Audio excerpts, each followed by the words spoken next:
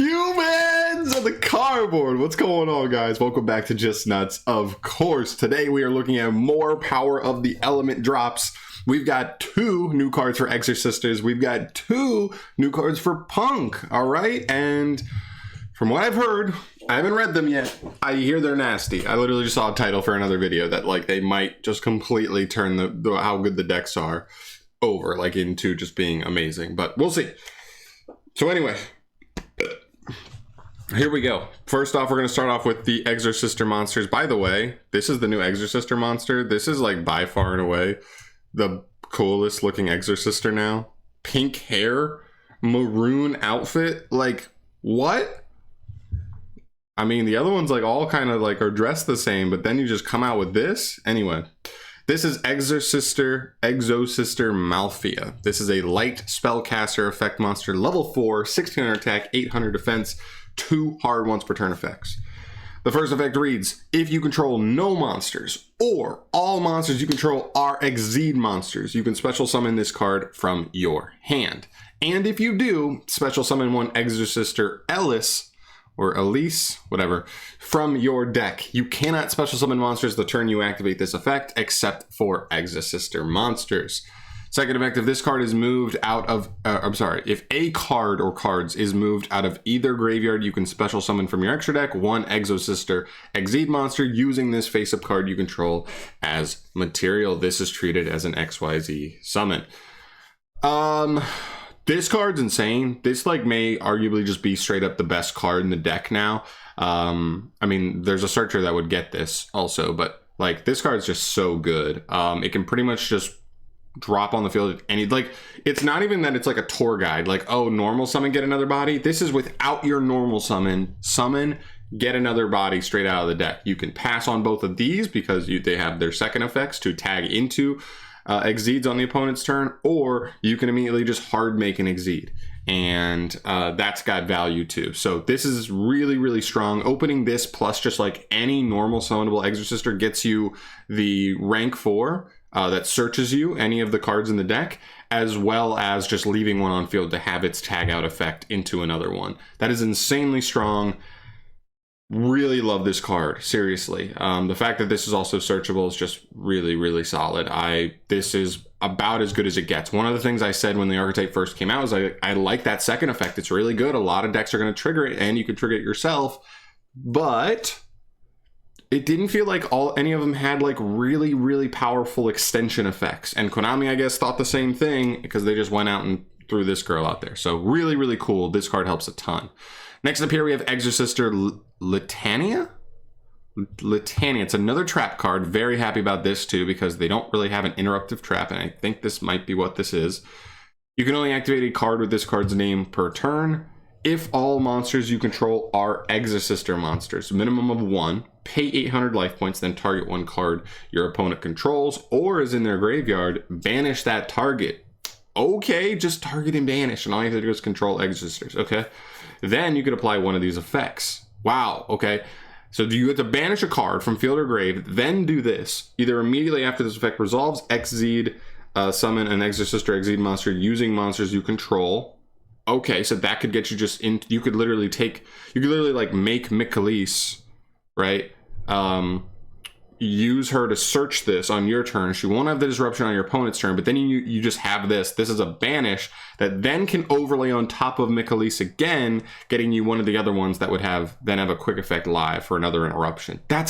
This package makes this deck so much better. You actually get so much value off of your cards now. Okay, so you can do that, or if you Exceed summon previously this turn, you can just non-targeting banish another card your opponent controls. That's insane. Oh my god, the support is so strong. So if you had already like summoned, did a quick tag out this turn, which is very possible, which is how the deck works, you're banishing a card, target banish from field or grave, then you can just potentially get another free banish, and this one's non-targeting. God, that's so strong.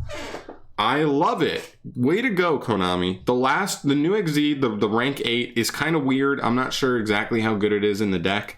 It may be a playable one of or something, but this support, they knew what they were doing, and they were like, you know what? Let's give them what they need. And they just fucking did it. That is so sick. Way to go, Konami. This makes me like want to pick up EXORSISTERs like right now, because this support makes them like a legit control rogue deck. Seriously. All right, then we got 2 Punk cards to finish this out. We start off with Punk Jam Dragon Drive. What? Okay, by the way, like, what an awesome name. Jam Dragon Drive. Okay. Earth Psychic Synchro Effect Monster. This is a level 8. 2700, 2400 for the stats. Pretty good. It takes any psychic tuner plus 1 or more non-tuners, so very generic, especially with E-Telly running around and being able to just slap a level 3 tuner for the Punk engine down, search another card, search another one of their monsters, and just get to this really easily. Very cool. Two effects, hard once returns on these. The first effect reads, if this card is synchro summoned or special summoned by a Punk card's effect. Okay, so does that mean like if it's engraved, they have cards that can like get him back or something? That's what I'm thinking. You can pay 600 life points to take a level 3 psychic monster from your deck and either add it to your hand or send it to the graveyard. Wow, that's any level 3 psychic monster, but it is level 3, not level 3 or lower. I was gonna say, like, what if we could just search Gamma? That'd be crazy. And either add it to your hand or send it to the graveyard. Okay, I mean, like, I think all the main deck monsters, the normal summons at least, or whatever E-Telly targets, are all level 3 exactly. So if you can get to this without normal summoning, search one, normal one, search one of the traps, add an interruption to your board, like, you know, be looking at something pretty good. Okay, very cool. Second effect, if your opponent activates a card or effect in response to the activation of your Punk card or effect while this card's in the graveyard, you can special summon this card. Oh, okay, so that second effect will trigger the first effect, right? So once you've gone through him, which by the way, the actual boss monster for the archetype is level 11, I believe. So this being level 8 plus the level 3 tuner, you're presumably searching off the first effect and then summoning. Once you make him, that'll get him engrave. The big synchro like wipes the board pretty much. And then from here, if your opponent had any response like to that big board wipe effect, you'd be able to summon this guy back, and that would trigger his effect again, assuming you didn't have to do it all in the same turn. But still, pretty cool. He can trigger his own effect, I believe, with that second effect, which is cool. Seems like a good card, doesn't have any disruption, and that seems to be where like the overall engine for Punk, if you're playing it pure, seems to struggle, is like actually getting like multiple good disruptions. It seems like that I can get like one solid disruption, but not a ton else. I don't know exactly how much this helps with that, but it is still like a kind of like synchro climb card that does get you another free search or Foolish Burial, which is pretty good. So I'm not gonna like discount that, but okay, nice. Then the last card we have here today is Punk Jam Extreme Session. This is a field spell card. Okay, you can only use the second effect once or twice per turn. Jeez. The first effect reads, once per turn, you can banish a Punk card from your graveyard to special summon a Punk monster from your hand. Okay, I mean, I'm not super opposed to that. I mean, just gets you the ability to extend from hand pretty easily. Okay, sure. And the second effect, if either player pays life points to activate the effect of a psychic monster you control, you can draw one card.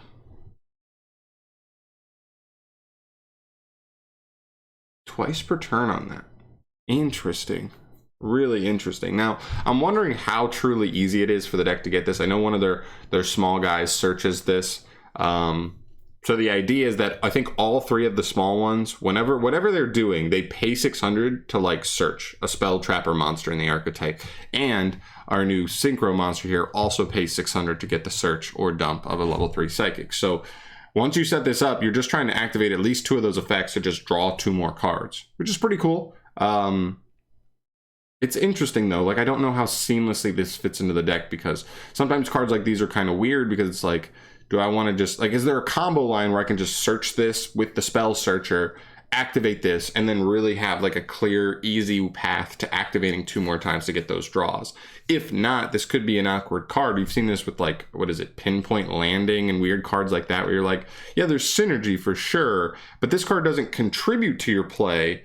It doesn't like help you play. It's more like gives you a really nice bonus if your hand is already able to play, and this is taking one card out of your hand that could have been a card that lets you play. So now you have to hope that the other 4 cards in your hand let you play well, and this card is going to make up value on its own.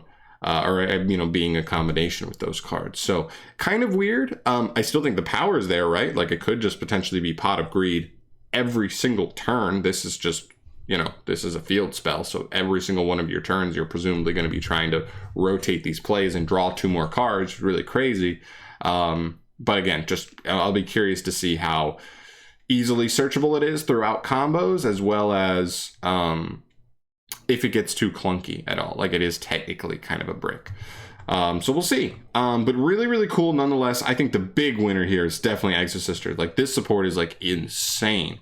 P.U.N.K, I'm still curious about. I know P.U.N.K has been being splashed as an engine in a lot of meta decks right now, but not necessarily as a pure variant. So this obviously seems more oriented towards the pure variants, but I'm definitely curious to see where people go from here. But yeah, that's gonna do it for me here today, guys. Thank you so much for watching. As always, let me know your thoughts down below on the new cards. I think they're good. I'm out of here. Thanks for watching. Subscribe if you haven't. Peace.